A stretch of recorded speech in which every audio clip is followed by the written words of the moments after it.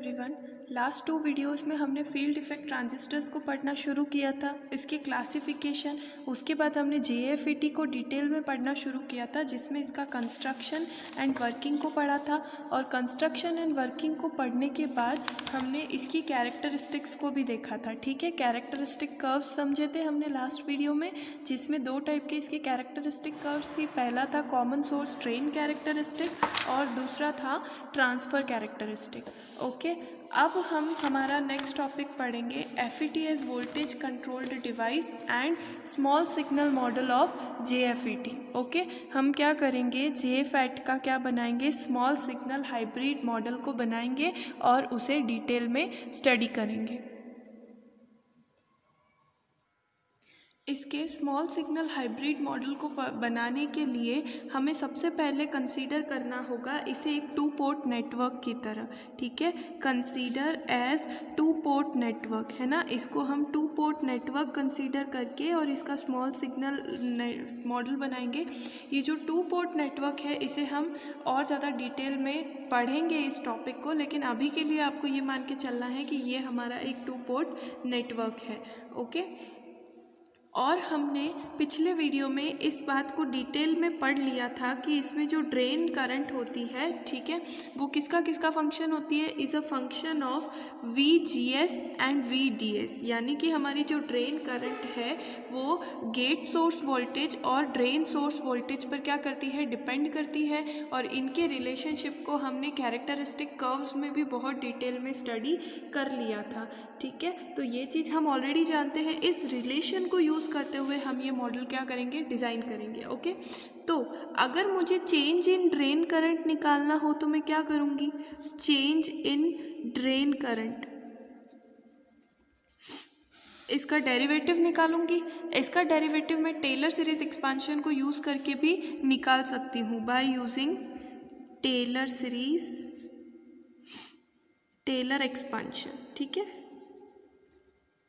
और आप जानते हैं कि अगर मुझे इसमें चेंज ऑफ ड्रेन करंट निकालना है तो मैं इसका क्या करूँगी, डेरिवेटिव निकालूंगी। और ये 2 वेरिएबल्स का फंक्शन है ना, तो इसका जो डेरिवेशन होगा वो क्या होगा, 2 के रिस्पेक्ट में होगा। तो सबसे पहले अगर मैं GS के रिस्पेक्ट में करूँ तो ये इस तरह से हो जाएगा, del ID upon del VGS, है ना, कि del upon del VGS of ID। कब की बात है, जब मैं VDS को क्या रख लूँ, कांस्टेंट रख लूँ, है ना। ये पार्शियल डेरिवेटिव है। जब हमारे पास 2 वेरिएबल, 2 या 2 से ज़्यादा वेरिएबल दिए हुए होते हैं तो हम क्या निकालते हैं, पार्शियल डेरिवेशन करते हैं, है ना, पार्शियल डिफरेंशिएशन करते हैं। तो मैंने क्या किया, VDS को कांस्टेंट रख के ID का VGS के रेस्पेक्ट में क्या निकाल लिया, पार्शियल डिफरेंशिएशन। लेकिन मुझे यहाँ पर कंप्लीट डिफरेंशियल चाहिए, तो इसको कंप्लीट डिफरेंशियल में चेंज करने के लिए इससे क्या कर दूंगी, मल्टीप्लाई। इसी तरह से एक बार हमने VDS को कांस्टेंट रखा है तो अब की बार हमें क्या करना पड़ेगा, VGS को कांस्टेंट रख के VDS के रेस्पेक्ट में इसका क्या निकालेंगे, डिफरेंशिएशन निकालेंगे। यहाँ पर हो जाएगा ID when VGS is constant, है ना। और क्योंकि ये कंप्लीट डिफरेंशियल है इसलिए ये क्या हो जाएगा, इनटू VDS, इससे क्या हो जाएगा, मल्टीप्लाई। तो ये है हमारा चेंज इन ड्रेन करंट। ठीक है, इसे हमने टेलर एक्सपांशन को यूज़ करके पार्शियल डेरिवेटिव और कंप्लीट डेरिवेटिव को यूज़ करके कैलकुलेट किया है। ये आप मैथ्स में भी पढ़ चुके होंगे। लेकिन यहाँ पर हम क्या कर रहे हैं, we are using small signal model. क्या कर रहे हैं, हम स्मॉल सिग्नल मॉडल के लिए निकाल रहे हैं, तो हम स्मॉल सिग्नल नोटेशंस को भी यूज़ करेंगे। तो यहाँ पर हम ये मान लेते हैं कि करंट ID में जो चेंज हो रहा है उसे मैं ID कह देती हूँ, है ना, क्योंकि यहाँ पर बहुत कम चेंज होगा। हमने सारे सिग्नल्स को क्या माना है, बहुत ही ज़्यादा स्मॉल माना है। तो डेल ID को मैं I और स्मॉल d, सब्सक्रिप्ट में क्या लिख दूँगी, स्मॉल d लिख दूँगी। ठीक है, इसी तरह से ये जो डेल VGS है इसे मैं लिख देती हूँ VGS, स्मॉल वाले नोटेशन लिख लिए हमने। इसी तरह से जो डेल VDS है इसको मैं लिख लेती हूँ VD और S। हमने क्या किया है, नोटेशन को लिखने के लिए भी स्मॉल लेटर्स को यूज़ किया है। ठीक है, तो ऐसा करने पर ये इक्वेशन क्या बन जाएगी, ये इक्वेशन बनेगी ID is equal to del ID upon del VGS ठीक है, व्हेन VDS इज कांस्टेंट, और इसकी जगह पे आ जाएगा VGS plus del ID upon del VDS when VGS is constant, और इसकी जगह पे आ जाएगा VDS। ठीक है, ये तो हमने कर दिया, लेकिन यहाँ पर भी तो स्मॉल चेंजेस की बात हो रही है, तो इन दोनों को भी हमें क्या करना पड़ेगा, नोटेशन के फॉर्म में चेंज करना पड़ेगा। तो इसके लिए हम क्या लेते हैं, आप फ्रॉम ओम्स लॉ, आपको पता होगा ओम के लॉ से कि V जो होता है डायरेक्टली प्रोपोर्शनल टू I होता है। ठीक है, और V इज इक्वल टू क्या होता है, IR। तो R की वैल्यू क्या होती है, V अपॉन I, यानी कि वोल्टेज अपॉन करंट क्या कहलाता है, रेजिस्टेंस। ठीक है, लेकिन यहाँ पर हमारे पास क्या है, करंट अपॉन वोल्टेज, यानी कि इसका ऑपोजिट है ना, 1 अपॉन R। क्या है हमारे पास, करंट अपॉन वोल्टेज। ये चीज़ क्या कहलाती है, ये चीज़ कहलाती है एडमिटेंस, एडमिटेंस या फिर कंडक्टेंस। ठीक है, ये क्या है हमारा, मतलब ये है रेजिस्टेंस का उल्टा, यानी रेजिस्टेंस क्या करता है, किसी करंट को फ्लो होने से रोकता है, लेकिन उसका जो रेसिप्रोकल हो जाएगा उसका उल्टा, यानी कि करंट को फ्लो होने देता है, उसे हम क्या बोलते हैं, कंडक्टेंस, जो जिसको हम किससे रिप्रेजेंट कर रहे हैं, G से डिनोट कर रहे हैं। ठीक है ना, इसे एडमिटेंस या क्या कहते हैं, कंडक्टेंस। तो इस चीज़ को हम क्या मान लेते हैं, इस चीज़ को हम एक नाम दे देते हैं GM, जो कि किसके बराबर हो जाएगा, del ID upon del VGS when VDS is क्या है, कांस्टेंट है। ठीक है, इसको मैं क्या लिख सकती हूँ, ये डेल को मैं इस तरह से भी लिख सकती हूँ, और डेल ID को हमने स्मॉल ID माना है और डेल VGS को हमने VGS माना है। ठीक है, तो इसको मैंने क्या नाम दिया है, GM। इस GM का क्या मतलब है, इस GM को हम यहाँ पर म्यूचुअल कंडक्टेंस क्या क्या कहते हैं, इसको हम म्यूचुअल कंडक्टेंस भी कह सकते हैं। उसके अलावा हम इसको common source forward transmittance, transadmittance कहते हैं, या फिर आप इसको ट्रांस कंडक्टेंस भी कह सकते हैं,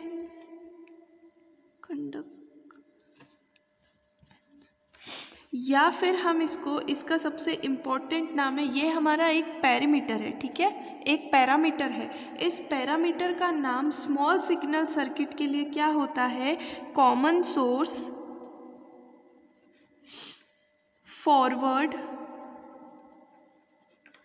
ट्रांस एडमिटेंस। क्या होता है, common source forward transadmittance. ठीक है, ये एक हमारा पैरामीटर है, इसको हमने GM के बराबर माना है, इसे हम क्या कहते हैं, कॉमन सोर्स ट्रांस एडमिटेंस। ठीक है, अगर हमें यहाँ से करंट की वैल्यू चाहिए होगी, ID की वैल्यू, तो इस इक्वेशन से करंट, ड्रेन करंट की वैल्यू क्या हो जाएगी, GM इंटू VGS। ठीक है, आप इस चीज़ को समझ सकते हैं कि अगर GM is equal to ID upon VGS है, तो ID की वैल्यू क्या हो जाएगी, GM इंटू VGS। ठीक है, समझ में आया। वैसे तो V is equal to IR होता है, लेकिन R का रेसिप्रोकल क्या कहलाता है, कंडक्टेंस कहलाता है। ठीक है, तो इस GM वाले पैरामीटर को हम क्या कहते हैं, common source forward transadmittance. तो हमने इस वाली टर्म की तो वैल्यू को कैलकुलेट कर लिया है, अब हमें इसकी वैल्यू को देखना है। ठीक है, तो इसको हम लिख लेते हैं। ठीक है, हमने अभी पहले पढ़ा था, मैं आपको फिर से रिवाइज करा देती हूँ। V is directly proportional to I, V is equal to IR, तो R इज इक्वल टू क्या होता है, V upon I, voltage upon current, लेकिन यहाँ पर हमें दे रखा है करंट अपॉन वोल्टेज, जो कि 1 अपॉन R यानी कि G के बराबर होता है। ठीक है, तो यहाँ पर जो हमें टर्म मिल रही है, ठीक है ना, यहाँ पर गेट सोर्स वोल्टेज थी। ठीक है, लेकिन यहाँ पर हमारे पास क्या है, ड्रेन सोर्स वोल्टेज है, तो इस वाली टर्म को हम GD भी कह सकते हैं। क्या कह सकते हैं, GD, यानी कि मैं इसको क्या लिख सकती हूँ, 1 अपॉन RD। ठीक है, is equal to G D, क्योंकि ये रेजिस्टेंस का क्या है, उल्टा है। जहाँ पर आर डी हमारा एक पैरामीटर है, आर डी को हम क्या लिख सकते हैं, D V D S upon del I D when V G S is constant, ठीक है। तो इसको मैं फिर से इसी तरह से del V D S upon del I D V G S लिख सकती हूँ, जिससे कि मैं इसको क्या लिख सकती हूँ, V small D S I small D, यहाँ पर ये कैपिटल डी होगा जब तक कि हम इसको स्मॉल सिग्नल में चेंज नहीं कर देते, ठीक है। इस रेजिस्टेंस को हम कहते हैं ड्रेन और आउटपुट रेजिस्टेंस। इसे हम क्या कहते हैं, ड्रेन रेजिस्टेंस। क्या कहते हैं, ड्रेन रेजिस्टेंस, या फिर इसको हम कहते हैं आउटपुट रेजिस्टेंस। यानी कि हमारे सर्किट में दो भाग होते हैं, हमने इसको 2 पोर्ट सर्किट माना है, एक भाग होगा इनपुट और एक भाग होगा आउटपुट। तो आउटपुट सर्किट पर लगने वाला जो रेजिस्टेंस होता है वो क्या कहलाता है, आर डी, ठीक है। और इसका जो रेसिप्रोकल हो जाएगा जी डी, उसे हम क्या कहेंगे, इसे हम कह सकते हैं कॉमन सोर्स। सोर्स तो आपको पता है कि दोनों ही सिचुएशन में कॉमन रहता है। हमने जो इसका सर्किट पढ़ा था उसमें ही हमने देख लिया था कि सोर्स जो है वो क्या रहता है, कॉमन रहता है ना, गेट से भी जुड़ा हुआ है, ड्रेन से भी जुड़ा हुआ है और इनके बीच में वोल्टेज लगाया जाता है। तो इसको हम क्या बोलेंगे, कॉमन सोर्स आउटपुट कंडक्टेंस। क्या बोलेंगे, ये रेसिप्रोकल का उल्टा क्या कहलाता है, कंडक्टेंस, ठीक है। कॉमन सोर्स आउटपुट कंडक्टेंस, या फिर इसे हम common source output transadmittance भी कह सकते हैं, ठीक है। यानी कि हमारे पास अब आउटपुट सर्किट का रेजिस्टेंस भी आ चुका है और हमारे पास सर्किट की करंट की वैल्यू भी आ चुकी है ना। करंट जो है हमारी ड्रेन करंट होती है, एक ही करंट होती है पूरे सर्किट में, जिसकी वैल्यू भी हमने क्या कर ली है, कैलकुलेट कर ली। सबसे पहले तो हम इस इक्वेशन में वैल्यूज़ को क्या कर देते हैं, हमने इसकी वैल्यू भी निकाल ली है, इसकी वैल्यू भी निकाल ली है ना। तो इनको हम क्या कर लेते हैं, सबसे पहले तो ट्रांसफ़र कर लेते, ठीक है ना, पुट कर देते हैं। तो फ्रॉम इक्वेशन 1 हमारे पास क्या इक्वेशन थी, इसको हम लिख लेते हैं, I D is equal to, इस चीज़ की, इस टर्म की हमने वैल्यू निकाली थी जी एम, इस टर्म की हमने वैल्यू निकाली थी जी डी। तो इसको रख करके हम अपनी इक्वेशन लिख लेते हैं, आई डी इज़, ठीक है, I D is equal to G M V G S plus G D V D S. इसको हम और डिटेल में रखने के लिए G M V G S plus 1 upon R D into V D S भी क्या कर सकते हैं, लिख सकते हैं, ठीक है। ये होती है हमारी main equation for drain current in small signal, ठीक है। स्मॉल सिग्नल में ड्रेन करंट की क्या होती है, ये वैल्यू होती है। अब अगर मैं इसका सर्किट बनाऊंगी तो मुझे कैसा मिलेगा, हमें 2 पोर्ट सर्किट बनाना है जिसमें इनपुट और आउटपुट टर्मिनल्स हो, ठीक है। तो अगर मैं इसका सर्किट बनाऊंगी तो मुझे मिलेगा, इसका सर्किट बनाने पर मुझे मिलेगा ये हमारा ड्रेन है, ये हमारा गेट टर्मिनल है, ये हमारा सोर्स टर्मिनल है। तो यहाँ से आने वाली करंट क्या होगी, आईडी, ये हमारा आउटपुट का रेजिस्टेंस है और आउटपुट रेजिस्टेंस अभी हमने कैलकुलेट किया था, कितना आया था, आरडी, ठीक है। और ये है हमारा सोर्स वाला टर्मिनल और ये है ड्रेन टर्मिनल। तो इन दोनों के बीच में जो वोल्टेज आएगा उसे हम क्या बोलेंगे, VDS, यानी कि ड्रेन सोर्स वोल्टेज। इसी तरह से ये गेट टर्मिनल है, ये सोर्स टर्मिनल है, इनके बीच में जो वोल्टेज आएगा उसे हम बोलेंगे VGS, ठीक है।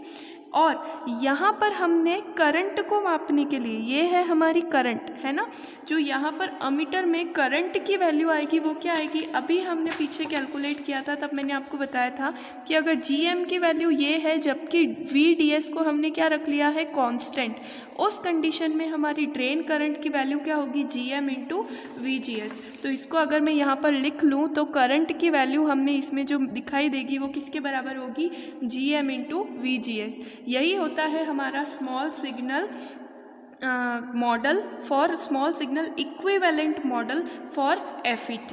ओके, बहुत सिंपल सा टॉपिक है। हमने सिर्फ इनको अलग अलग तरीक़ों से, एक हमने डिफरेंशियल इक्वेशन बनाई थी, फिर उसमें अलग अलग वैल्यूज़ को हमने कैलकुलेट किया। इनको कैलकुलेट करना भी बहुत ईजी था, बिल्कुल ओम्स लॉ को यूज़ करके हमने कैलकुलेट किया है और इनको अलग से नाम दे करके और इसके इक्विवेलेंट मॉडल को हमने बनाया है। ये 2 पोर्ट मॉडल है, ठीक है, इसमें 4 टर्मिनल है लेकिन एक टर्मिनल को क्या कर लिया जाता है, कॉमन कर लिया जाता है। तो कुल मिला करके इसमें सिर्फ 3 टर्मिनल होते हैं, क्योंकि ये जो 2 टर्मिनल है ये बिल्कुल कॉमन होकर के एक ही चीज़ बनती है, सोर्स। तो इसे हम बोलते हैं हमारा FET का small signal equivalent model. I hope you understand.